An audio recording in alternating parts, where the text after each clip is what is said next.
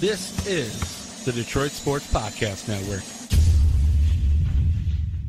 I was trying to get it how I live. I want them dead presidents. I want to pull up, head spin, get it, get fly. I got 6 jobs, I don't get tired. I don't get tired.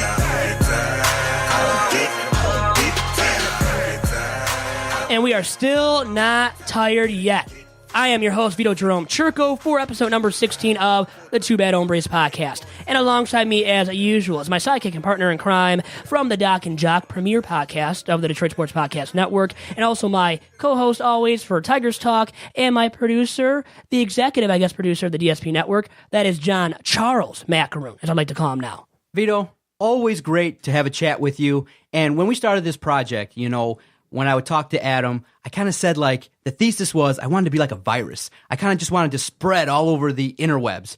And having you on board with this project, I really can't give you enough credit, because earlier in the week, when I see a tweet from Michael Rapaport with @Detroit Podcast associated with it, I just go, wow, the reach that this podcast, this little podcast that we started here in Sterling Heights, has kind of spread all over the country like a virus. And it's through the efforts of people like yourself, Adam, myself. We got great guests coming to visit us, and all I can do is just say great times. I look forward to this chat. Who the hell did you invite this week? Well, I invited Mr. Jacob Hirschmann.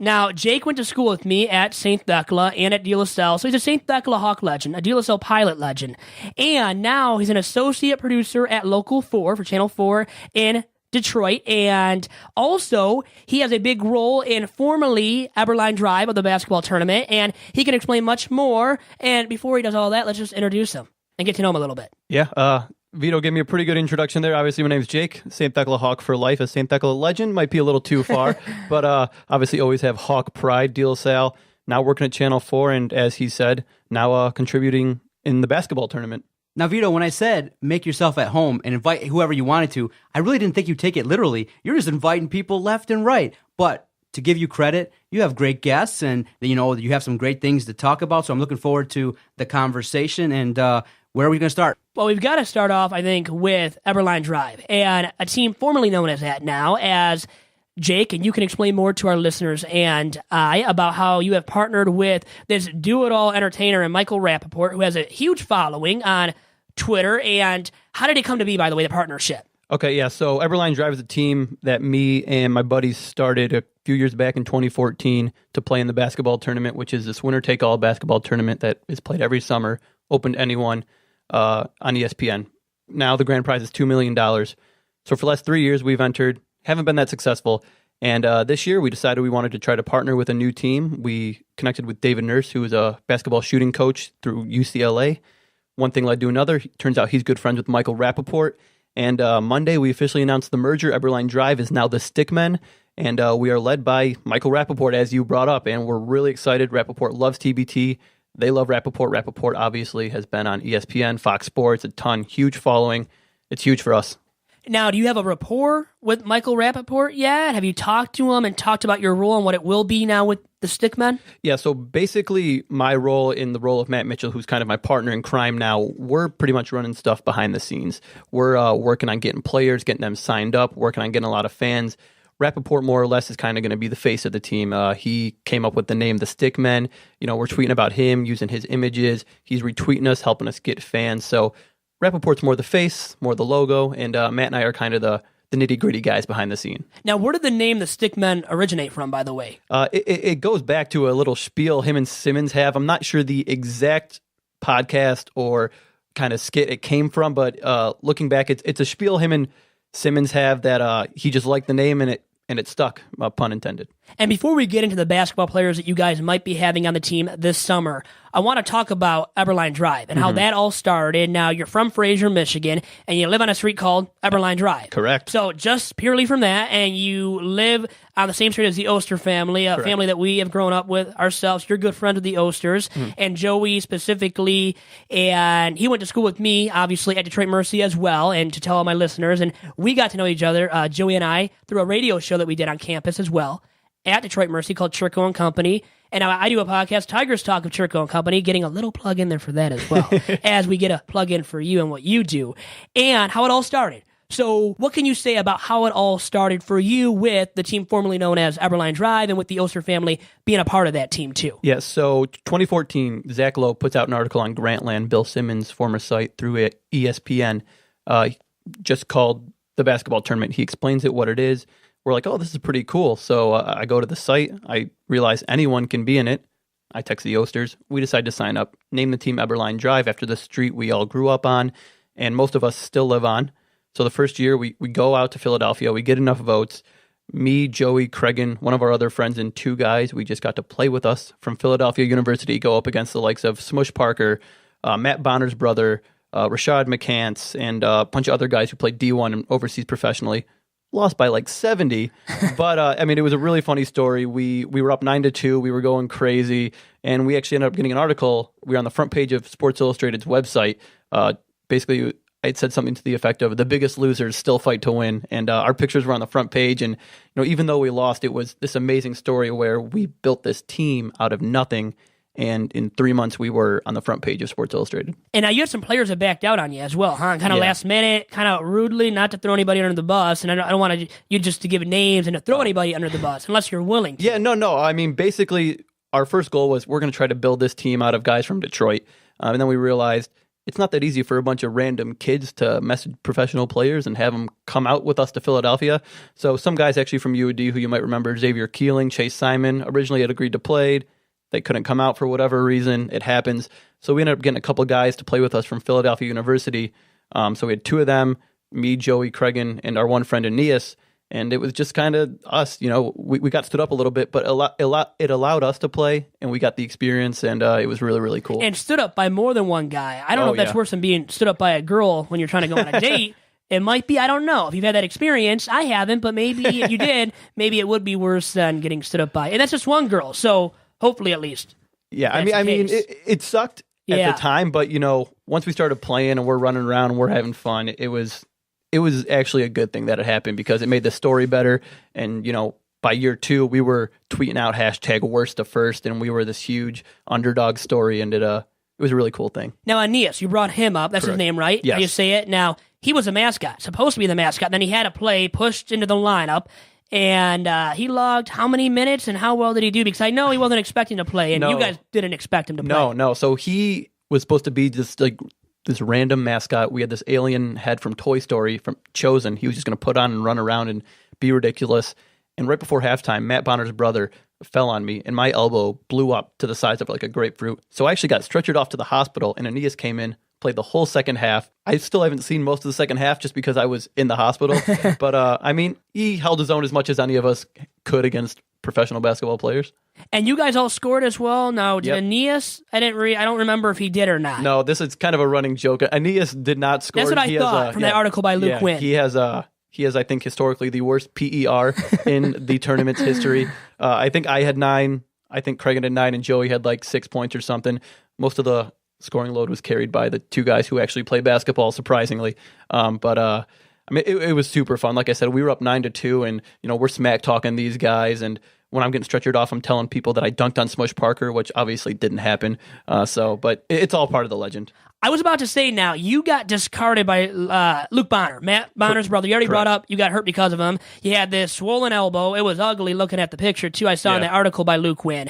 And now, how surreal was that moment when you went to the floor after fighting for a rebound and going into half this was when this occurred with Luke Bonner, who's much bigger? He's a legit 7 feet tall, right? Oh, yeah. And you're what? I'm like 5'11", if that. A little bit of a height difference there. Yeah. So when it occurred, how bad did you feel? And did you think it was as bad as it was? No, it was actually funny because I didn't even realize my elbow was like swollen. I guess it was just swelling up as time went on. This happened with a few minutes left in the half. And then it's halftime. We're going back to the huddle, and Luke Wynn points to my elbow, and he's like, "What's going on there?" And I'm like, "Holy crap, that looks horrible." So we call the trainer, we ice it.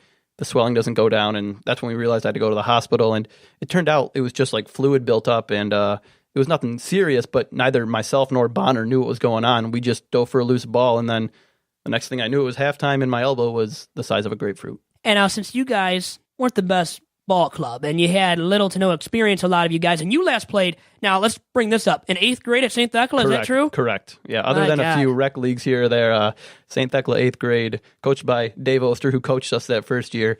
That was my last experience in an actual team setting. So you had to go up against former pros and oversee pros like Luke Bonner, Smush Parker, who played for the Pistons, played for the Lakers. Yep. And Smush, no offense to him, he kind of sucked at times. Wasn't the greatest ball player with the Pistons or anybody, but had a 5 or 6 year stint in the NBA. Yeah. But he probably looked like a Hall of Famer against you guys, yeah. right? Well, And all those guys probably did, Well, there correct? was one point when we were up 7 or 8 points at the beginning, and they called a timeout, and I saw the video afterwards where Smush Parker's addressing his team, and he's like, all these guys are like under 6 foot. Just shoot over them. They can put their hands up. They can't stop us. And we're like, well, that was the turning point. Once they realized they could do anything they wanted against us, they took it to us. But like I said, that first few minutes when we were up, I think 9-2, it was the greatest underdog story in sports history. And you were taken out on a stretcher, as you said. Correct. To a nearby hospital. And on the way out, you did say that you dunked on Smush Parker. Yeah. How many people really believed it? I think there were a few. I definitely had a few people when I messaged them the next year about fanning the team again. They were like, oh, be sure to try to dunk again. And I'm like, yeah, for sure. I mean, I obviously cannot dunk. I've never dunked in my life. I can barely touch the rim. But for whatever reason, people actually believed I dunked on Smush Parker. And I don't get why they would, because white men can't jump. Haven't we learned True. that That's numerous true. times You're now? not wrong. You're throughout not wrong. times. So, Doc, you had something. Yeah, I was thinking about the overseas players. Is it pretty noticeable in terms of their game versus the players here in America? How are the overseas players? A lot of these guys who are overseas can hang with a lot of these guys who are these fringe NBA players, because a lot of the guys who play over here play in the D League. And honestly, any of those guys who play overseas can play in the D League. The difference isn't that much. The tournament, their talent is so deep. Anyone who's not in the NBA is usually trying to play in this thing. Big money, big stakes, big exposure on ESPN. You know, if you had 10 players out there playing 5v5, I couldn't tell you who was playing in the D League, who was playing overseas, just because the talent level's so good across the board. So you think it's maybe a little bit unfair that some overseas players maybe have a reputation of being a little bit softer? No, definitely. Yeah. Some of these guys, the team that has won it the last 2 years, their name is literally Overseas Elite, because it's a bunch of overseas guys. So, I mean, that alone should tell you how good these guys are. And now let me ask you, back to Luke Bonner now. He's 7 feet tall. I mean, how was the rebounding going for you guys on your team? Horrible. Absolutely Well, how could you horrible. even contend with that, right? Underneath the basket. No, absolutely horrible. They had Bonner, they had a couple other guys who were 6 feet, or not 6 feet, 7 feet. They were huge. We were a bunch of 6-footers, and even the guys we had with us from Philadelphia University were guards. So I think our tallest guy was 6'4". It was definitely interesting. We probably got like 2 rebounds the whole game, because any miss, these guys are just reaching over us, and there's nothing we can do. There was one time I tried to drive, and I can't remember who it was. I don't think it was Bonner. It was another big guy. Just blocked me horribly. And I was like, I'm just going to start shooting threes. And now, you know what? In your defense, you tried to recruit some guys to play, as you already noted, kind of. And one of those guys was Corey Maggette, who played in the league, was actually a good ball player. Better than a Smush Parker or Luke Bonner, who I believe only played D-League basketball. Maggette was actually a legit guy. I mean, borderline all-star, year in, year out. Now, what happened with that? And I guess explain to my listeners and I about how that almost occurred, where you got him almost to play on Eberlein Drive. Yeah, so I have a kind of distant familial connection with Corey. My cousin's sister's wife is Corey's wife. So it's actually not that far away. He's more or less like my third cousin. So I've met him before. I actually saw Corey Maggette get baptized, which is kind of a funny story. Really? Yeah, Wow. yeah. So I've met him a couple times. Super nice guy, but at that point, he had just finished his playing career. He was getting into broadcasting. He really don't want to push his body. But now he's playing in the Big Three this summer in Ice Cube's tournament. So might have to reach out again. And now the Big Three, right, is Yes. what it's called, Ice Correct. Cube's tournament. Now, what's the big time difference, and could you see that elevating itself to a level higher than the basketball tournament? Well, the Big Three, one of the big differences is that, one, it's not open to everyone. It's only open to NBA players who have played, I believe, 5 years or more. And two, there's not a $2 million prize on the table, which is one of the biggest things that is a draw for the tournament. The Big Three this summer, it does have overlapping dates, and I'm sure there are some players such as Mike Bibby and Jason Williams, who our team played against last year and are playing in the Big Three, who might not play in both tournaments. So that could be a problem. But at the end of the day, I think the tournaments are for different players, for different stakes. So I think they can coexist. So back to TBT, the basketball tournament. That's what we're talking about here. We don't care about that other tournament by Ice Cube. Ice Cube's nobody, okay? You're the man of the hour, and we've got to dive into it a little bit more. And about, now, we talked all about 2014. How did the team improve after that? Because you played the last 2 years as well in the basketball tournament Correct. for Eberlein Drive. So how was the team, improved How did it improve? Yeah, so since 2014. In 2015, we kind of did this whole remake. We decided we're going to do everything totally different. We combined with a team of Olivet Nazarene alumni, got their GM on board with us, Matt Mitchell, who's still with me today. We got sponsored by DraftKings. We won a fantasy basketball contest, one of our fans did, who won us a sponsorship which allowed us to fly our players out to Chicago. They put us up in a 5-star hotel. We got NBA player Von Wafer on board. We got Jamal Tinsley on board. We got Ronaldo Balkman on board, along with a slew of other good overseas professionals. It seemed we had everything going for us. And then we got to TBT 2015. We had a first-round bye. Second game, we play basically a bunch of 40-year-olds from Wisconsin who basically just played overseas ball. And one of them, Paul Grant, had played for the Jazz for a little bit. And they just started raining threes on us. And we ended up losing by 5 points or so. So heartbreaking. I thought we were going to make a deep run. Second year of the tournament, we were #worst to first. TBT loved us. They were tweeting about us, posting all these things on their site. And then we got upset, and it was really, really heartbreaking. So it was a little tough to come back for year 3. But, we did it again for last year, 2016. Eberlein Drive, the team name, had a lot of the same players. Vaughn signed up. We got one of his good friends, Justin Dentman. We teamed up with the brothers of Paul Millsap, actually. They were on our team. And then last year, we hit a brick wall when we played Pedro's Posse, who had Jason White Chocolate Williams and Mike Bibby on their team. Pretty good guards right there. Guys that can pass and score the basketball, especially Mike Bibby. Yeah. And, they were unbelievable. Former King greats, too. Yeah. Really good Kings teams that those guys played on. And You think Reggie Jackson would be an addition to any squad? I think that many fans here in Detroit wouldn't mind too much if Reggie wasn't no longer on the Pistons. Hey, you know what? If you guys want Reggie Jackson to play for the Stickmen this year, we'll take him. You would. Now, Pistons fans wouldn't take him right now on the Pistons roster, but on a TBT team like the Stickmen, I think you guys would definitely benefit from having him. Any of these NBA players that are legitimately in the league, not kind of fringe players, you put them on a team, they're going to have a good chance at leading them to the finals. And now, Wafer was a longtime pro himself. Correct. Is he coming back now as part of the Stickmen? He actually, we had planned for him to come back, but he actually is signing a contract overseas to play in China this summer, so he won't be coming back this year, unfortunately. He's been someone who's been kind of a Eberlein Drive guy from day one. The first year we were talking to him, almost had him. We got him the second year. He was on roster last year.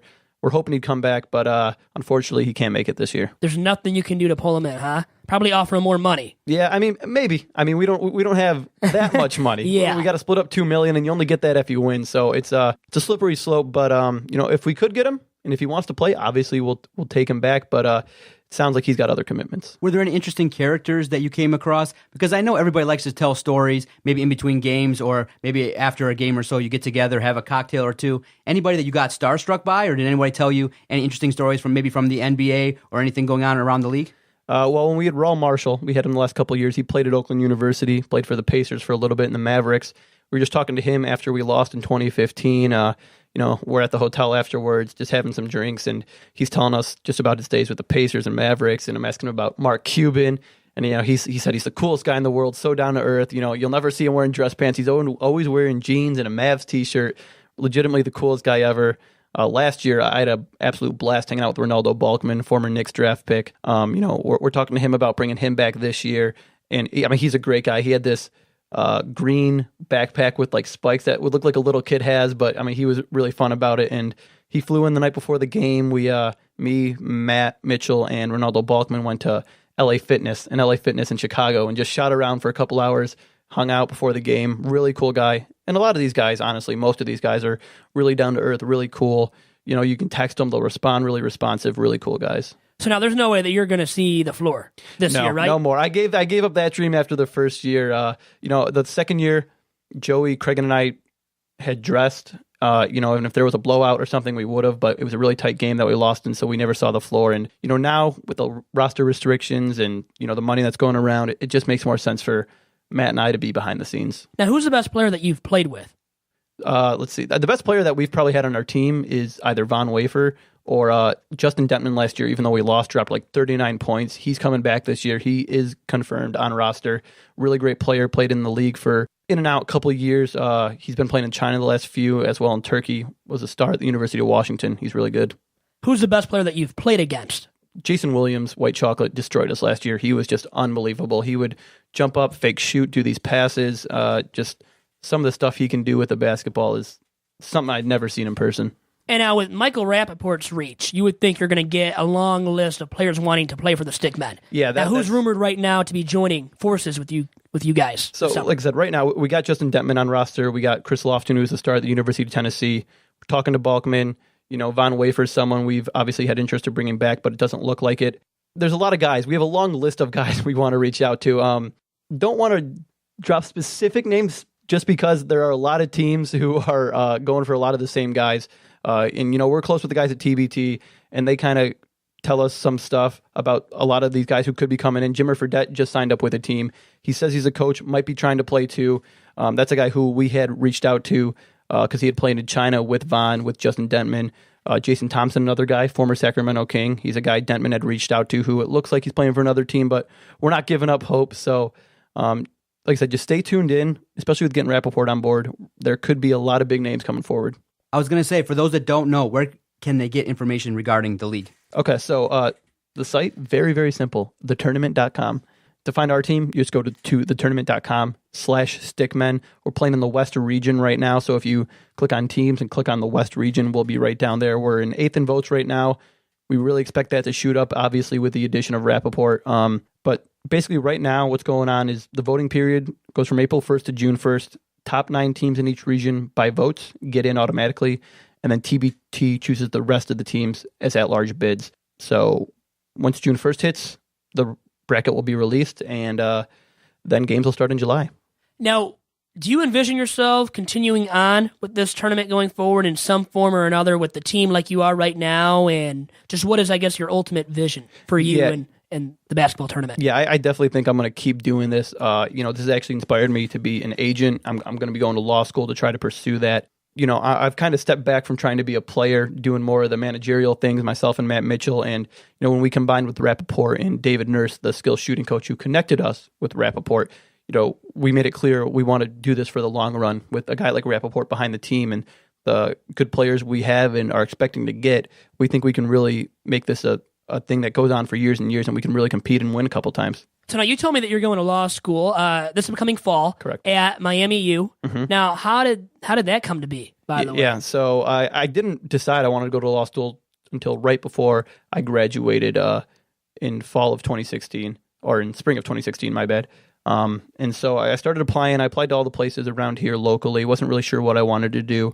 But in the end, I decided I want to go to a big city, a place where I could attach myself to an agency right away, be it LA, New York, Chicago, or Miami. And ended up getting into Miami, going down visiting, loving it down there. Hard to not love it, obviously. So, I'll be moving down there at the end of July, early August, and I'll be attending the U. Now, can you represent podcasters and broadcasters like Doc and I, maybe? Maybe, yeah. Making some good money? Hey, I know a lot of these big guys have representation. I was actually talking with a guy from Syracuse who he runs the Syracuse alumni team out of TBT, and he just got hired by a agency that represents broadcasters. Is it CAA?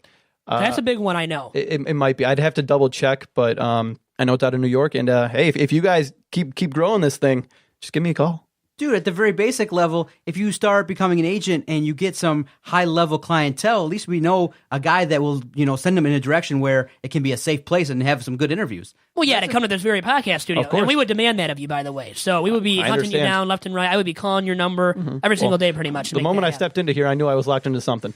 You were. So then, being an agent, then you're going to have to get that 4 a.m. call from some of these athletes, maybe frequenting an establishment they're not supposed to. Are you ready for the 24-hour life? 2 cell phones, ready to handle the the ebbs and flows and the needs, the complete needs of some of these high-priced athletes that you're going to work with? I know it's going to be stressful, but like I said, over the past 4 years, I've dealt with a lot of these guys. A lot of these guys can be difficult. Like I said, some of them are down to earth. A lot of them can be difficult. I know I haven't experienced all of their life because I'm only dealing with them for a few months, but I'm ready.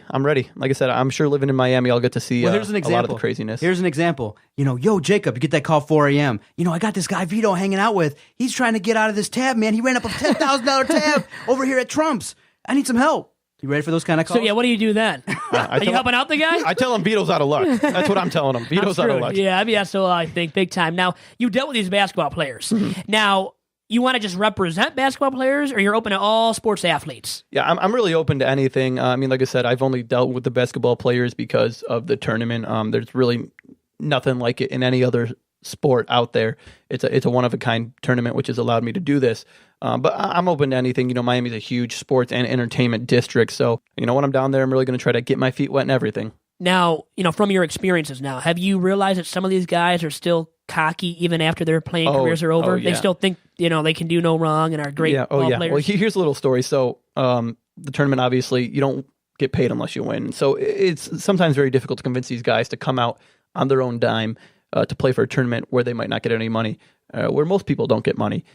If you remember Luke Hancock from Louisville, he had all those threes against Michigan in the national championship in 2013. I had messaged him, and he responded unlike anyone ever had. He told me this was the worst offer he'd ever heard in his life, that I was insulting him as a basketball player and that I should never message him again. And I was like, I didn't like Luke Hancock already being a Michigan fan, but now I really don't like him, because most people will either just respond and say, sorry, man, I can't. They'll say, they're hurt or something, or they just won't respond. But he just was like very upset and just messaged me and was like, how dare you? And I'm like, all right. And what did he really ever accomplish, Yeah, I mean, I think he's playing overseas, and I'm sure he's making all right money, but I mean, you would have thought he was like LeBron James. Well, yeah, collegiately, okay, he excelled a little bit, had a good tournament run, but come on, realistically, him being, a dick, I mean, straight up, right? Yeah, to you, he was. You weren't worthy of that. That pretty much stank, huh? Yeah, I was shocked, and it was very weird. And I mean, I was just messaging him. I was just some random guy messaging him over Instagram DM, which is funny because that's how basically we connect with all these guys originally, is through social media. So I'm sure it was weird for him, but like I said, I've never had that experience where someone's just been straight up rude, and he was just immediately like, how dare you? So it sounds like, generally speaking, overall wise, the guys have been nice, humble, down to earth with you too, and acting like normal human beings, and not that they're, and, privileged and all that. They're very busy, and a lot of them don't consider us the top priority until basically the games start. So, sometimes it's hard to get a hold of them, and they'll just disappear for weeks or months at a time. But for the most part, the guys who can't play, they'll say, oh, sorry, I can't. Thanks for reaching out. And the guys who do play, they're very happy that I asked them. And specifically Raul Marshall, he the guy who played at Oakland University and the Pacers and had been playing overseas the last 2 years, he said this was like one of his favorite things to do, because some of these guys overseas, they don't get treated so well and all that stuff. And, to come here and be a part of a tournament with guys who want to be there and in a professional environment, it's great. Have you gotten to know any of them real well off the floor? Then, guys that you still keep in touch with as well? Yeah, well guys like Raul, Vaughn, Dentman, we'll text on and off just here and there. Matt Mitchell does a lot of the negotiations in terms of, the contracts and getting them signed up on the site, and he's even closer with a lot of these guys. But guys like Balkman, when South Carolina, that's where he went, they were making a deep run. We would text him, we're watching the game, and he would respond, go Gamecocks, go Gamecocks. And, he was heartbroken when they lost. But, a lot of these guys, especially when, they've been a part of this thing for 2-3 years, they know us, they trust us, and there's definitely a rapport there. Pretty cool. Doc? No, that's very fascinating, very interesting stuff. You know what, Vito? Let's take a quick time out, come back, because I'm very interested in Jacob's view on the Pistons and some of the things going around the NBA right now. So let's take a quick time out, come back, and hit some more things with Jacob Hirschmann here. Absolutely. We'll be right back on episode number 16 of the Two Bad Hombres podcast. All right, Vito. We've been doing this podcast since 2013, and one of the reasons why we've been so successful is because of our host site. We work with Podomatic to put our podcast all over the globe. We've been with one host site the entire run of this podcast. And you want to know why? Because Podomatic is an easy and very friendly, user-friendly platform to put up a podcast. So if you're starting out there and you're listening to us and you're going, wow, these guys sound good, and how are they able to put a podcast out? How are they doing this each and every day? Well, one of the first things you need is you need a host site. You need a place to put your podcast. And I would always recommend Podomatic. You can go to Podomatic.com and you can get details on how you can get your podcast uploaded quickly and easily. You and I, we post podcasts daily. And I told you, Vito, it's really quick. It's really easy. All you got to do is, boom, upload it. It takes literally 5 minutes. Am I right? Absolutely. It really takes no effort at all, and that's why I love using Podomatic. They're our host site, and I'm grateful that we've been able to do this project for so long. And one of the reasons why we're able to do it is because of our great host site. Go check out Podomatic.com. Very user-friendly, and it's the best way to get your podcast heard all around the world. Podomatic.com.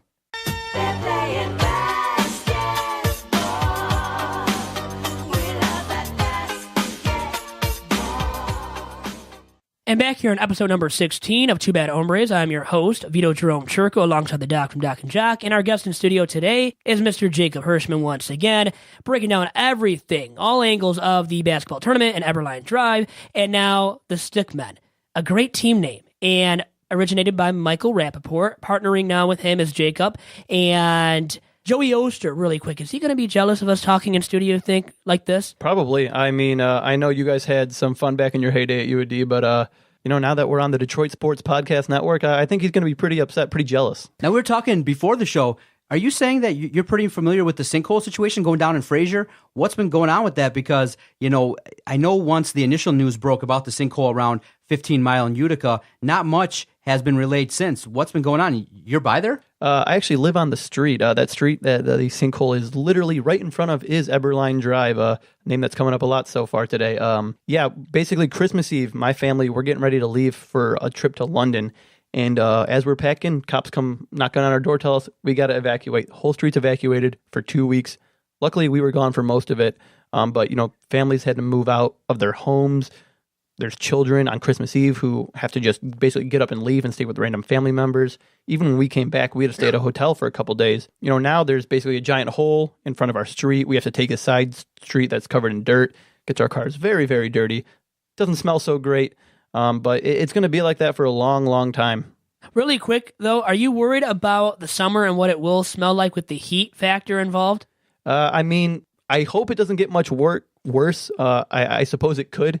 I'm just trying not to think about it. Once you're inside the house, you can't smell it. But when you're outside, it smells kind of like manure. Nasty. Now, your house is safe, though? Yes. Our house, as is the Osters, is far down the street. We're safe. 2 houses have been demolished.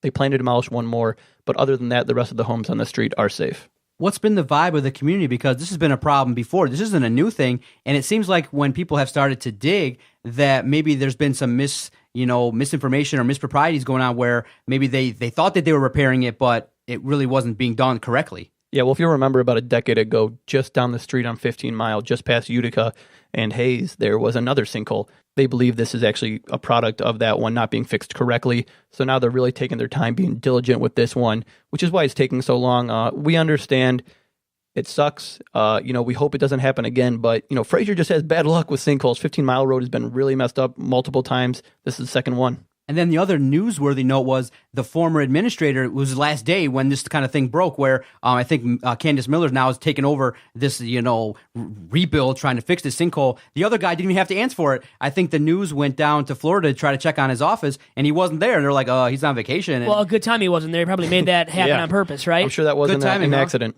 So what's been the timetable? They say they're going to work on fixing it, or it's still blocked off? I haven't been by the area in quite a bit of time. Is it still blocked off there? Yeah, so it's still blocked off.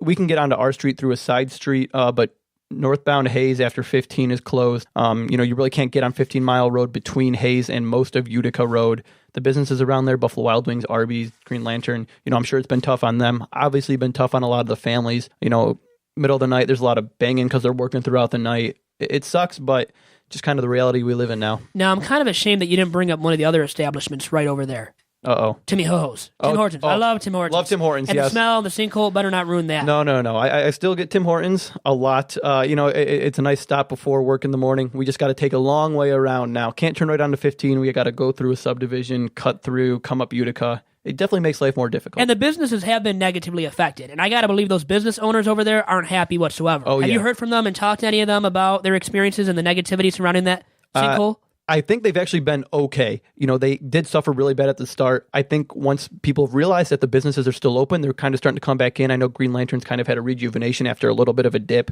Arby's, I know, has been hit really tough. They're in the Myers parking lot, and their only entrance was off 15 Mile, and they had to build a new parking entrance through the Meyer parking lot, which is really tough on them. So I think it's going to start to come around. People realize that, part of 15 Mile is still open, but at first it was just absolute chaos. So, Jake, enough about Fraser and that ugly sinkhole. It's time to move on to your current gig at Channel 4 as an associate producer. And what does that entail exactly? Yes, so basically what I do there is every morning I'll come in, I'll work on a Facebook Live show with Jason Carr, and once that's over around 10 o'clock, basically the rest of the day, from 3 o'clock or sometimes 5 o'clock, I will write scripts for the anchors for the noon show, 4 o'clock, 5 o'clock, 6 o'clock. And, basically there's just a rundown of stories, and we're going in there and we're writing what these guys that and see on TV are going to say. So who's the worst person to work with? I'm joking. No, I'm I not know going you to say can't- that. I know. You Don't can't get me talk in about trouble that. now. I know. I don't want to get you in trouble here, okay? That's not our duty. Now, we would like to do that, but no, we're not going to do that to you because I like you too much and you went to school with me. That's why I'm not going to do that Respect. to you. But how is it to work with those guys, those news personalities, on-air personalities? Oh, yeah. Honestly, they're great. All of them are really great. There was one point where right before Christmas, I was working a different shift. I worked overnights, and all these anchors who I'd never even worked before, they were, buying us associate producers and producers, presents, just candy or socks or little stuff like that. But I just began working there. I didn't really know any of them. And, they're all really friendly, really nice guys. And like I said, I work with Jason Carr really closely every morning, and it's a blast doing that stuff. So the guys take shots before they go on air, probably course, after, yeah. of course. Yeah, of course. That's part of the gig. No, Part that's of not true. That's not true, I promise. Yeah, but now Jason Carr, you said you do this Facebook Live with him, right? Yeah. The show that he does on Facebook Live every single weekday then with him? Yeah, Monday through Friday at 9:15 on the Click on Detroit Facebook page. It's just basically a fun little thing we do. We're trying not to take it too seriously. You get your hard news at noon and 4 and 5 and all of that. So basically, we just try to take fun stories and we show funny videos, funny cat videos. Today we showed a goose attacking a police officer. Just funny stuff like that. How about the giraffe? Yeah, oh my Having the God. baby. Had to show April that, right? giraffe. That was the biggest thing of all time. And then she didn't have her baby forever. But finally, over the weekend, she had it. And I mean, I think at the absolute top, there were like over 1 million people watching that For thing. that. I don't Did part get of it. you think it was a hoax at all? Because it was Yeah. going on and on and on. And my wife was enthralled with it. She'd be like, this thing hasn't been born yet. And I'm sitting going, I don't know. You stare at it and it goes, this could be rigged. But, she finally tuned in. And I think it was over this last Saturday. weekend. Yeah, this thing was delivered. Yeah, there was a lot of talk about it being a hoax, and with April Fool's was coming up, and she still didn't have it. But they projected she would have it April 11th, and she almost did. So she was just a little late. Is it bad that I don't care whatsoever about that? That's not No, news to me. I don't really get it. But people tune in for that. It's hilarious. People- But they thousands. get numbers like that. Thousands For all are these watching. different channels and Yeah. internet websites. I mean, all of these outlets get numbers It was for it, just definitely. for the most part, it was just a giraffe walking around, and people were watching. Watching a giraffe. Wow. Nothing better to do, I guess, too. Right? Yeah, it's very interesting having you here because now, you're a tie between what we do as well and the television industry. Do you see more and more of entertainment being direct to the consumer via like a Facebook Live? I see all the networks putting out content. A lot of the reporters also have time where they got a lot, and it's a direct way you can interact with the fans. It's a direct way you can, especially because of the mass usage of Facebook. Do you see more and more television stations potentially being streamed via Facebook? Oh, yeah. And I mean, that's one of the reasons I'm really lucky, I think, to work for Channel 4, where we're, I think, really ahead of the game in terms of our Facebook and our Twitter and using our website. And, we're live streaming dozens of stuff every day. And, we were live streaming the draft almost nonstop. We're live streaming arraignments, and we're live streaming news conferences. And even if this stuff is going to be on our news telecast, we're going to write in our scripts, and you can watch this live on clickondetroit.com because people want to get their stuff right away, with be it push alerts where they can just swipe and look at it right away, go to the website, go to our Facebook page. The way it is now, people just want to be able to watch and see their stuff right away. What's the best part of the news industry for you? I love working for the web. Like I said, I know you guys probably have a lot of experience with it too, but just being able to connect with those people one-on-one when we're doing the Jason Carr Live, we're interacting with the people in the comments. We're talking back to them. They're commenting back at us. It's super fun. And now I wanted to ask you, too, what made this the best time for you to move on to law school? Yeah, well, like I said, I really wasn't sure what I wanted to do coming out of graduation. I graduated with a journalism degree, and so I had interned at Channel 4, came back here, didn't really know what I was going to do at Channel 4. I just knew that I wanted to work there. I'd kept in close touch with the manager.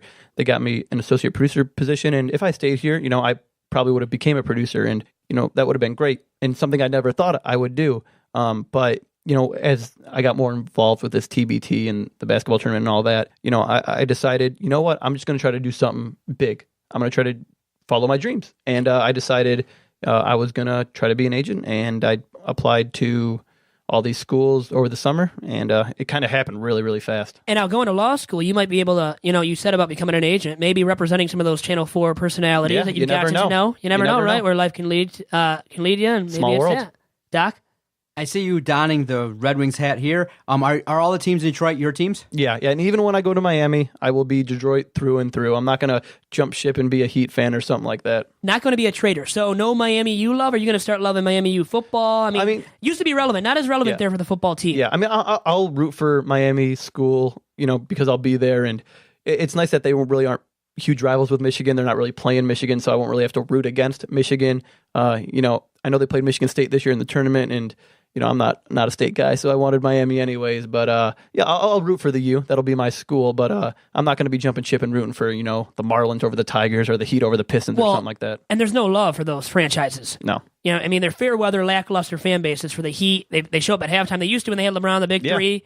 During that era, they barely even got fans then, or they showed up at halftime. Mm-hmm. I didn't get that. Yeah. And in Detroit, you've got these great franchises with these great fan bases. Maybe the Pistons not as much, though. And I wanted to talk about that with you as well. I know you have the Red Wings hat on, so we might have to touch upon that a little bit. But I'm more of a Pistons guy. Are you anyways? I just got the hat. Just got the hat to make it look good like you're a fan. Like that's what I would do, too, because I don't even know what the heck's going on at times with the Wings. But the Pistons, I'm trying to still figure out what's going on with the Pistons. And I like watching them. I get into them. Mm-hmm. I thought they had a good chance of winning 50 games this year. They failed me, failed the fan base, failed the franchise. What the heck happened, in your opinion? Yeah, no, I watched them closely, too. My family actually had partial season tickets, so I went to a lot of the games. And, it was a number of things. Drummond really isn't developing the way we had hoped. There were a lot of talks, even at the trade deadline, that we might try to flip him for a star, and there are rumors about us flipping him for a C.J. McCollum or Damian Lillard, and that would have been amazing. But, I still think Drummond can get better.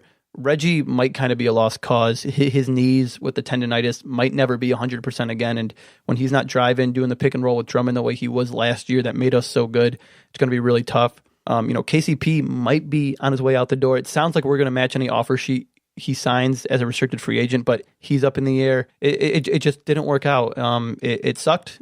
I don't think Lure was the best signing either. But, it sounds like we're going to have a pretty similar team next year. Do you look past the DUI, though, with KCP, after that happened with him? I don't know if I necessarily look past it. Obviously, it's not good that it happened. It's not like he was crazy drunk. He was just over the legal limit, which obviously isn't good. But, it sounds like, he's going to be coming back. It sounds like we're going to match any offer sheet, so it might just have to be something we accept. He might be one of our stars. Do I think that's enough to put us to the next level? No, but that just might be the reality. Head coach and president Stan Van Gundy obviously has a huge part in the Pistons organization, but now after a year like this, many are starting to maybe look at him and go, ooh, maybe is he the right guy maybe to pick the groceries per se, because when you look at it, he's the one that's making the deals here. He's the one going out there and saying, hey, let's offer Andre Drummond a max deal, and then the season following he regresses. He's the one that pinpointed Reggie Jackson as his point guard. And now you look at it and you go, ooh, maybe we have to blow this thing up. Did this past season maybe put a damper on how you feel about Stan Van Gundy going forward? I'm still an SVG believer. I know a lot of people want him gone. I don't think that's the right move. You got to think about this. Before we had SVG, we had Michael Curry, Maurice Cheeks, John Kuester. We were just going through coaches like you wouldn't believe. And even when we had good coaches, Flip Saunders, Larry Brown, Rick Carlisle, we were still just getting these guys out after 2-3 years. You need consistent coaching in the NBA. You see the best teams in the league have it. Obviously, you look at Popovich, Eric Spoelstra at Miami when they were winning those titles.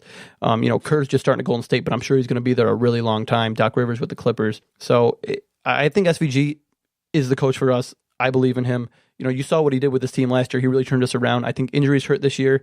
And, I think a lot of our guys are locked in on contracts. I think we could see a trade or two this summer. I'm sure we're going to shop Reggie. KCP is kind of up in the air as a restricted free agent. Who knows what we're going to do with Drummond? SVG said he's willing to make the move. So as of now, I'm still trusting him. Now, when we debate what's going on with the fate of the Red Wings, the Pistons, the Tigers, a word that kind of just comes across is the word tank. And many people have debated it. Vito and I have debated it. Several of the shows have debated it. It just seems like, obviously, with Detroit, it's not a free agent destination. So it's really hard to build your team that way by just going and picking up maybe a top 5 player. So you look at it and you say, well, how does a team like the Pistons get from where they are as a perennial, like a team not in the postseason, 6 to 8 seed, and how do they build their way up? And many people will say, well, the only real way that a Pistons organization can move up is to have seasons where they only win 12 to 15 games and tank. What say you? Because I'm starting to believe that all these teams, the Wings, Pistons, Tigers, if they continue to delay this and stay in purgatory, they're going to stay like this for a long time, where they're middle-of-the-road teams that just get into the postseason but don't have that trajectory towards an ultimate goal of a championship. And so for me, I'm on hashtag Team Tank. Yeah, it's obviously a debate that's been huge. I'm personally not Team Tank. I hate seeing teams just basically try to lose. And it's tough because you can be a team like the Sixers or the Kings, and you can just keep bombing on these draft picks. You can keep drafting injured guys or guys who just aren't playing good. It could work out. We could, have gotten a guy like Paul George or Jimmy Butler like the Pacers and Bulls did and really rejuvenated them. And, a guy like Drummond's a very good draft pick.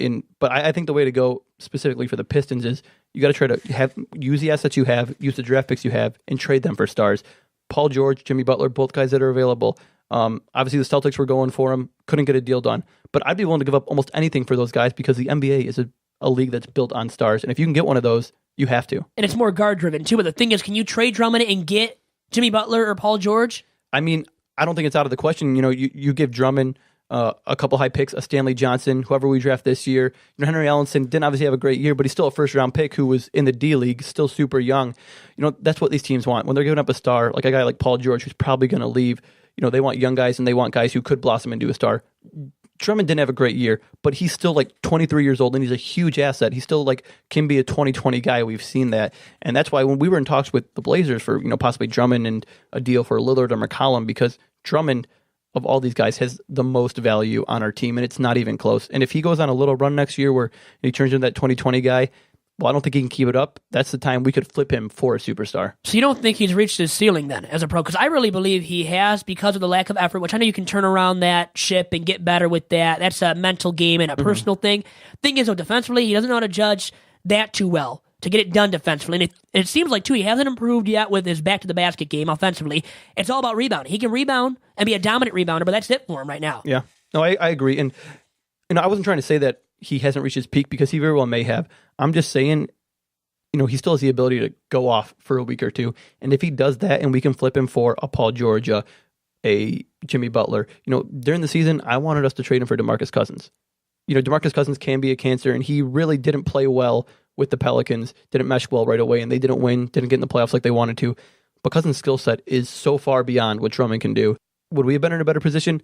I think so. Now, do you think that was just a smokescreen? Was that a floated rumor that had any validity to it, or do you think that was just purely a smokescreen? I think it had some validity to it. I think Stan Van, as most of the fans are starting to realize, is that Drummond might not be the guy that you can build around. He's obviously a very good player. He's one of the best rebounders, if not the best rebounder in the league. But other than that, he doesn't do much. And that's kind of the point I'm making, where he still has a lot of value, and that's why I didn't want to trade him away for pennies on the dollar. Reggie might not be anything ever again. KCP, I kind of wanted to trade just because he might walk for nothing. But Drummond's a guy that I think we have to hold on to until we are getting the absolute max we can, because more than any other player in the league, he's one of the most valuable players who is definitely available. So he's a franchise cornerstone for the Pistons that they can build around and win a championship with. That's what you're saying right now.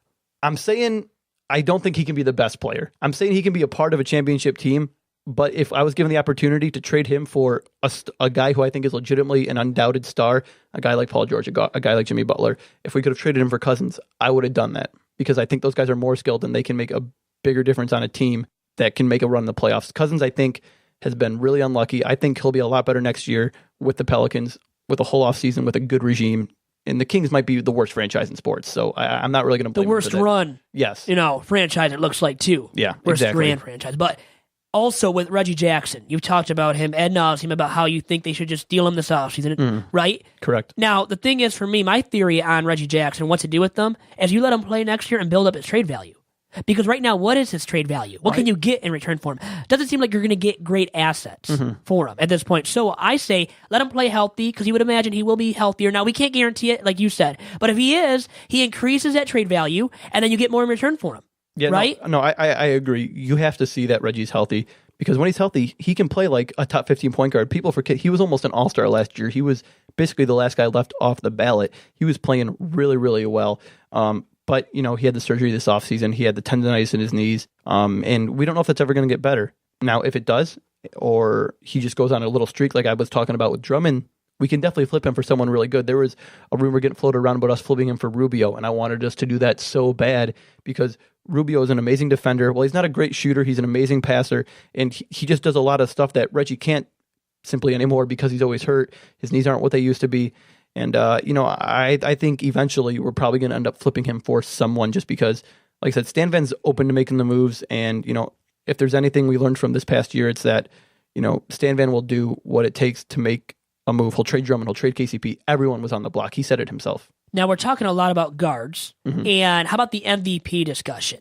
Now, you have James Harden and Russell Westbrook. two really good point guards. Harden becoming the point guard, the floor general for the Rockets this year, big time.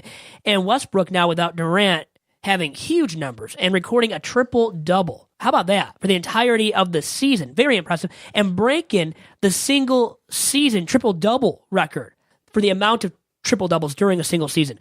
Westbrook has those numbers going for him, and that's why he is so deserving and worthy of the MVP this season. Now, there is a discussion about James Harden as well because of the increase in wins for the Rockets as a whole. They're a 3 seed, the Thunder a 6 seed, so more wins for the Rockets, and they're more of a title contender, truly. They're going to get past the Thunder in this first-round series, it looks like, big time. Yep. And for me, I've got to give it to Harden, even though Westbrook, everybody loves him and what he's done, and I think the general consensus is that Westbrook will win the MVP. How about you, though, Jake? So I flip back and forth about this a lot. For a long time, I was a Harden guy, and I was going to, not that I have a vote, but I was going to basically say if I did have a vote, I would have voted for him. But over the last few weeks, at the end of the season, Westbrook was going off 50-point triple-doubles, 50-point games, getting triple-doubles again and again and again, hitting buzzer beaters. And, it was actually Bill Simmons actually said on his podcast that kind of hit me, that made me lean towards Westbrook and him being my MVP pick, was that in 20 years, when I'm looking back on this season, I'm going to remember this as the Russell Westbrook season. The season Russell Westbrook averaged a triple-double. The season Kevin Durant left and the Thunder got a little bit worse, but still stayed afloat. And, Houston beat them pretty bad game one, but a lot that could change. By the time this drops on Saturday, who knows what the series could be. There's obviously a chance Westbrook just goes off and averages, 40, 12, and 12 the rest of the series and leads them somehow. The fact that historically, I'll never forget this season from Russell Westbrook that, when I have kids, I'll be like, when I was 21 years old, Russell Westbrook in 2017 averaged a triple-double. I'll always remember this as a Westbrook season, and I think he is the most valuable player.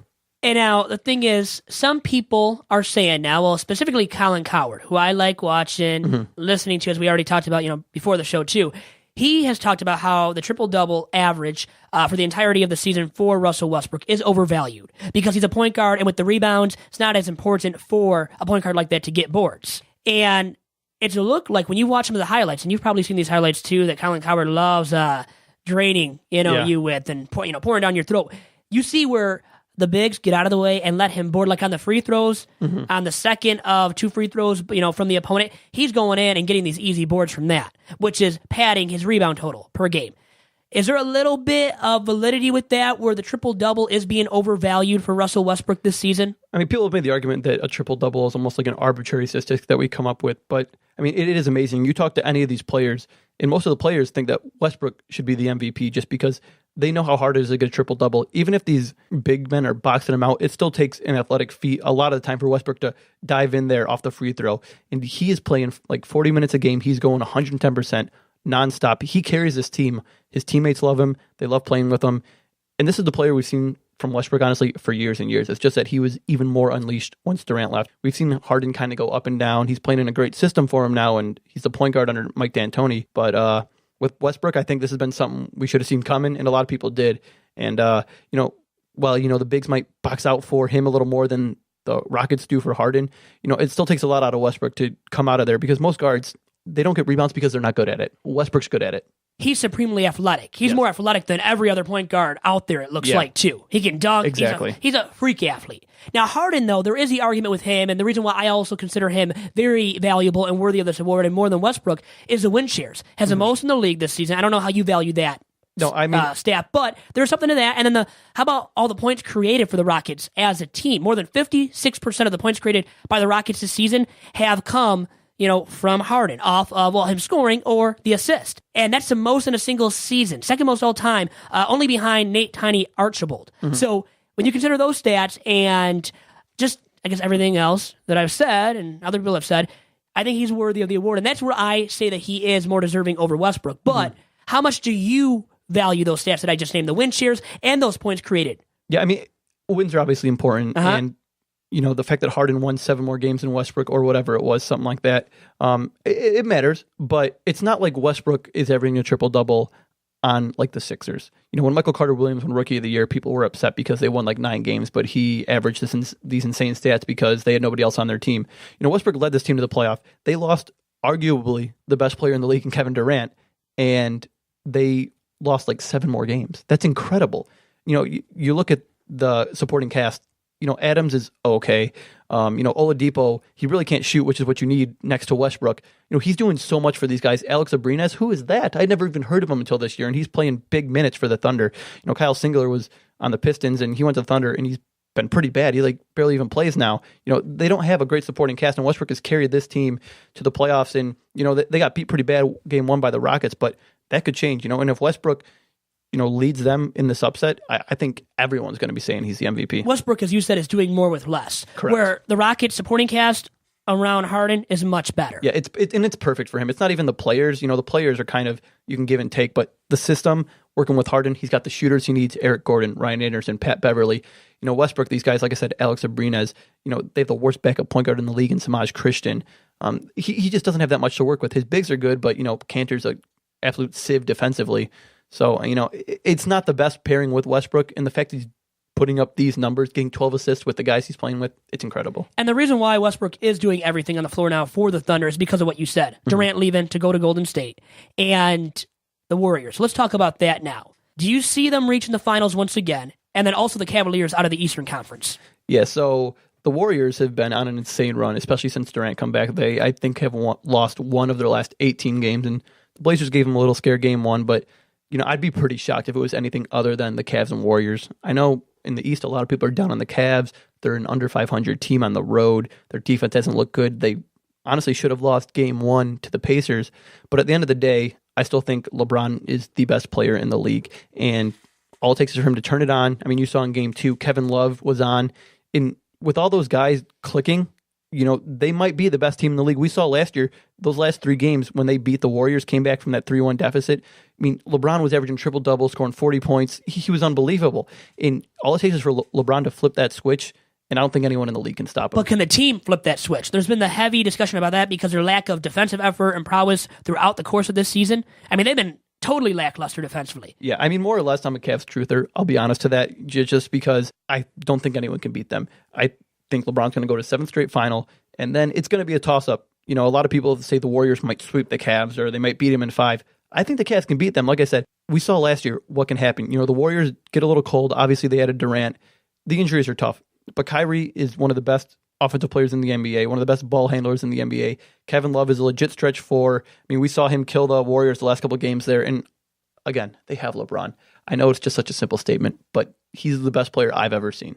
So who's winning? I picked the Cavs. I said the Cavs are going to win the finals. That's my pick. I'm sticking to it, even through all the tough losses, even through going under 500 on the road, even through losing all those games down the stretch and blowing those fourth quarter leads. I'm a Cavs believer. Let me ask you right now, when you look in the Western Conference, though, are there other teams outside of the Warriors that can win it all and specifically beat the Cavs, who look like the heavy favorite? They're going to run through the East pretty easily, it seems like, once again, despite all their lack of defensive effort and prowess. But when I look at the West, you've got not only the Warriors, but the Rockets and the Spurs too, which look like mighty title contenders, if they can get past Golden State, obviously. But if they do, I could see them both beating the Cavs, by the way. How about you? Yeah, no, I mean, I think the Warriors, Spurs, Rockets, they all could beat the Cavs. I don't think they'll get past the Warriors, but I think if they did, they could beat the Cavs. As long as the Cavs are in the finals, it's going to be a great finals. If we get Warriors versus like Raptors or Warriors Wizards, or if we get something like Spurs like versus Raptors or something like that, we need the Cavs in the finals. That's the main point. If the Cavs aren't in the finals are going to suck. Well, how ugly would it be for the NBA in terms of ratings? Yeah. Spurs, Raptors, those franchises, nobody's watching. I don't care how good the Spurs are and Popovich and how many rings he's won. They don't care about that matchup. Even like Warriors, Wizards, the Warriors are going to sweep them. The Warriors will sweep anyone in the East that is not the Cavs. By the way, speaking of the Wiz, they're my second best team in the East right now.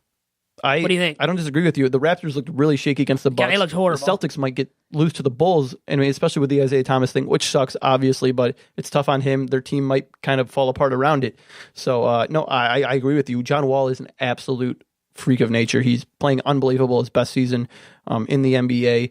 I think they could test the Cavs, but like I said, at the end of the day, I think the Cavs will make it, and the NBA and fans should want and need the Cavs to make it because you don't want to watch somebody else in the finals. So what do the Pistons need to do, by the way, to dethrone the Cavs atop the Eastern Conference, or at least to, be in the conversation of being able to do so next season and beyond? Yeah, like I said, it all comes down to we're going to have to make a blockbuster move. It's not easy to say. It's obviously not easy to do. And, it might not be the most welcomed by fans, giving up a guy like Drummond, giving up a guy like KCP if we re-sign him, or Reggie Jackson. But, you got to get a guy, like we've said, Paul George, Jimmy Butler, Boogie Cousins, and I'm sure there'll be more names out there. The Clippers might blow up this year with their big three really not doing anything. DeAndre Jordan, Blake Griffin. If you could get a guy like Blake Griffin, that would be unbelievable. You got to make a huge splash. I think SVG is willing.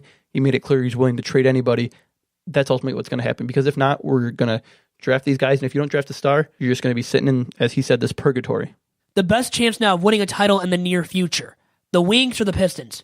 Wow. Okay. I'll say the Wings, just because hockey, I feel, is more just kind of all over the place. More wide open, yeah. It seems like that. Or basketball, if you don't have a top 5 player, lots of times you're not going to win the title. And we've seen the past 3 years, it's Warriors, Cavs, Spurs. Other than that, no one's really even had a chance. And it's really hard to get up there from the middle where, hockey, I feel almost every other year it's some random team winning. I know the Blackhawks are there a lot, but they're down 3-0 to the Predators. So and the HC can do something in the NHL and the NBA, and it's not going to happen, especially nowadays. There's no parity. No, if the Bulls somehow beat the Celtics, they'll lose the next round. Oh yeah, it's going to happen. They're not going to beat the Cavs. We know that much. We're in hockey in the NHL. You get a hot goaltender, you can ride him all throughout the postseason. Yeah, now the Wings, I don't think have that right now in the goalie department, but maybe they'll get that, and maybe they will take that step forward to be able to be a title contender, and sooner than the Pistons. So yeah. I can see where you're saying that. Now, if you included now, I'm going to do it now, the Tigers, Wings, and Pistons, of those 3 franchises, who has the best team of winning a championship in the near future? Yeah, out of those 3, I'd say the Tigers, because they have the pieces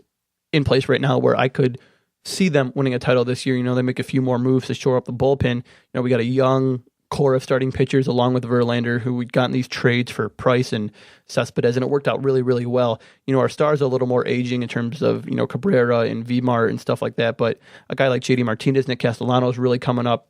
We've got a mix of older and younger guys, and, out of those 3 teams, obviously the Wings and Pistons didn't do well this year. The Tigers are a team, if they get hot, make a few moves, they could contend for a World Series this year. So moving on from that, where will we see Mr. Jake Hirschmann in 5 years from now? 5 years from now?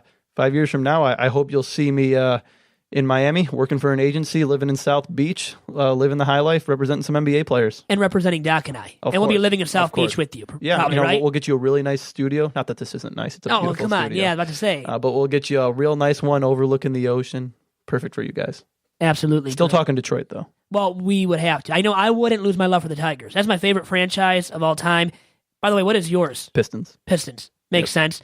Doc, I've never really even asked you, what's your favorite sports franchise of all the franchises here in the Motor City? That's a great question. I really love all 4, really. If you look at it, I love them all equally. I watch every sport. I try to, the team that probably has given me the best memories, though, has been the Red Wings, in terms of the fact that I remember when the Wings won the Cup in 97, 98. 97 was the year I graduated. 98 was the first year I went out to celebrate on Gratiot. And for those in the east side, they know that Gratiot Avenue is a great place to celebrate where, the game ends, you win the Cup, and you go out there and you have a good old time, and you just honk with the fans, and everyone was excited. It was really the first couple times where I realized, wow, how sports can bond a team was the 98 Red Wings, and going out there on Gratiot, it was amazing. It was a fun time. So the Rings have given me great memories, but all the Detroit teams I just love equally. So it was fun to chat with Jacob here and telling us something new. So it was very interesting stuff. And now, do you want to bring up the Facebook Live and the incidents of late? I do. I do want to get your guys' opinion on a couple things, because obviously we talk about our love of Detroit. But let's start with this, because I do want to get a sense of what's been going on here locally, as well as some national news. Jacob, what did you take away from the whole Greektown brawl video? Because for me, I'm a guy that when I saw it, I'm like, oh man, Detroit's taken so many steps forward. And then you look at it and you go, that's why I'm of the opinion nothing really good does happen after midnight. But that video, I don't know if you got a chance to watch it, was pretty gruesome, seeing a guy laid out there being attacked. And it's just not a good look for the city of Detroit, because these videos now, they go viral. And like you said, people consume information, and sometimes when things come out like that, like a brawl video from Greektown Casino, it gets seen by a lot of people, and Detroit gets put in a negative light. Yeah, I did see it. We showed it on the Jason Carr live show in the morning, and I definitely agree. It definitely puts Detroit in a bad light. Very violent video. They do have 2 of the guys in custody now, which is really good news. I believe the guy that was beat up is still in the hospital. It's really, really tough to see that. Hard to watch, especially happening, in Greektown, a place a lot of people like to spend time.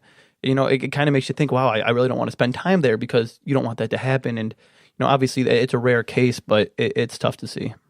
And I think Facebook has to do something, and Zuckerman came out and made a statement, I think, on behalf of that video, or just regarding Facebook in general recently. And there has been this widespread, elevation of videos displaying that kind of activity. this illegal criminal activity, and it's disgusting to see it. It paints an ugly image for Facebook and these other social media outlets too. And I think the other part of it too is that this is going down, right? And this is the kind of thing, not talking about race, not talking about who did it, criminal aspects. I just look at it as, hey, these are bad choices. These are things that happen that should not happen, the criminal aspect. So I don't want to really talk about race. The part that fascinates me as a psychologist is something's going down like that. You see a fight, right? And sites like World Star Hip Hop, sites like YouTube, sites like Facebook, Twitter, people are really using these sites to get likes, to get subscribers. And when you see these things, for me, how it applies to me and my work is when there's fights in high school, when there's fights in the community, the first thing people aren't doing is breaking it up. The first thing they're doing is pulling out their phone and hitting that record button.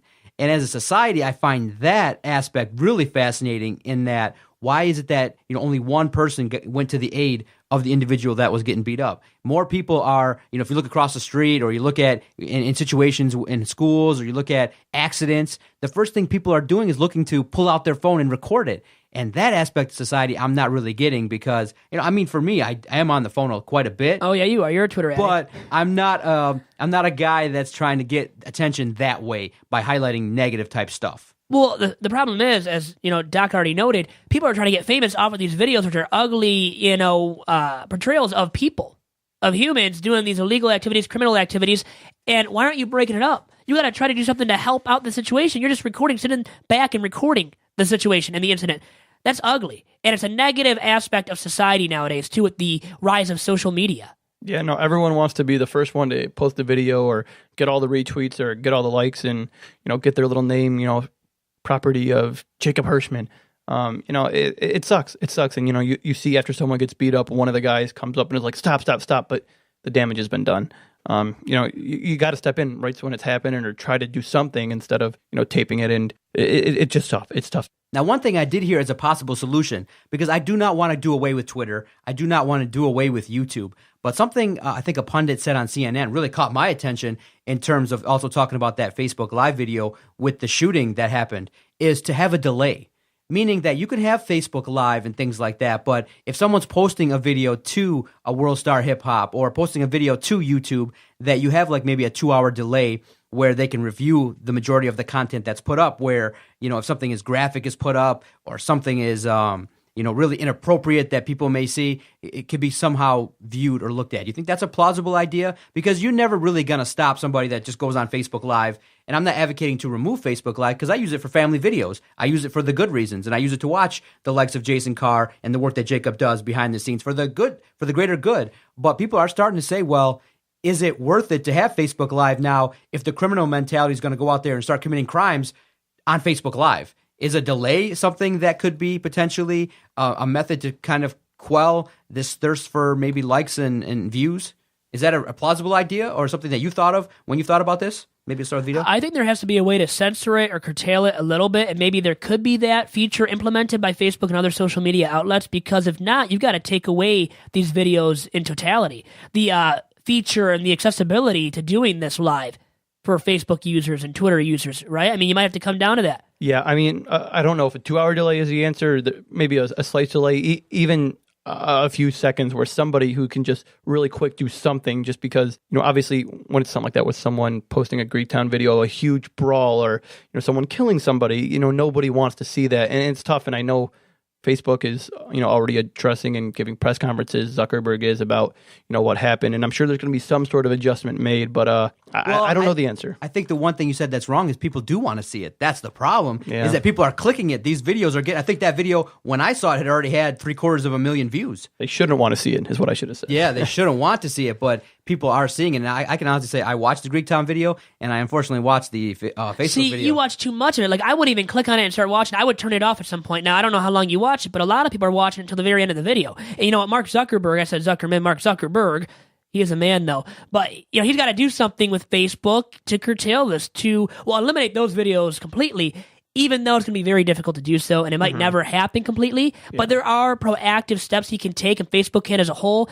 And you've got to believe he has some people on the inner being, on the inside of Facebook that knows something about this stuff and maybe can help, Facebook take some action. to and the right action towards. I think the word you doing use it wrong. It's not censorship. It's just this content is too violent to put on our platform in terms of, hey, if a crime is happening, that should be the limit of terms of what cannot be shown on Facebook and Twitter. Well, they should be able to take it down right away. Now, I think they can to a certain extent, but Zuckerberg has to now, I think, strictly implement a solution where once those videos are posted and they're up for even a little bit, you got to take them down as soon as you possibly can. So somebody has to be on top of that from Facebook. If not, Facebook will continue to get an ugly image. And people aren't going to leave Facebook, though. Think about it. We have users like our moms and other people that just want to connect with others from their high school years and whatnot, or college years. They're not going to get off of it, and they shouldn't. You shouldn't tell somebody, oh, you have to get off of it. So there's a lot of aspects, a lot of variables, moving variables too with this. Yeah, no, it's definitely a tough decision. And like you said, I'm sure there's people behind the scenes at Facebook who will figure out a way to, fix this problem. But they're never going to take away, I don't think, the ability of someone to broadcast something live. Because as we were talking about earlier, that's what people want. That's what they want to see. And for the most part, it's used for the common good. And now there's also some fake news, that's been spread. We know about that because of the rise of Donald Trump. Maybe some people don't like him and all the fake news that's been spread by him, but really fake news for the election process started with Facebook and other social media outlets posting these stories, and now I think Facebook has come out with something to help you out with knowing what is truly fake news, which a lot of people do need a lesson or two on that. Sad but true. Doc? I was going to say, Vito, it sounds like you saw the Greektown Brawl but didn't watch the murder video. Did not watch the murder video. I did not watch the murder video. He actually just spoke about that, briefly mentioned it. I knew he had come out and made a statement about something. It was about that. Yeah, no, I watched, I am a consumer of social media because obviously we do the podcast and stuff like that, but from time to time I will peek on some things that are a little bit gory. I don't know why, but I do check into it. I did see both, and when you see it, you go, man, this should never been aired anywhere. Nobody should see something like this. I agree, but I'm one of the people that clicked on the button and watched it. Well, nobody should ever see that. Okay, at any point now, they should be able to view and must view the basketball tournament. And now the Sweet 16, you said, is going to be aired on ESPN? Yes, it will be aired on ESPN and ESPN2 and ESPNU, the Sweet 16 and on. The rest of the tournament, the earlier rounds, will all be live streamed on ESPN3.com. Very cool. So on the ESPN family of networks. Correct. And now, what do the Stickmen have to do to win it all, to have a chance to win it all in this upcoming basketball First, tournament? we need everyone to go to the tournament.com/Stickmen. Vote for our team. Takes like 2 minutes. You just got to click and sign up. Very, very easy. And then we're going to keep working over the next couple months to get some other former NBA players, some great overseas professionals to team up with myself, Matt Mitchell, David Nurse, and Michael Rapaport.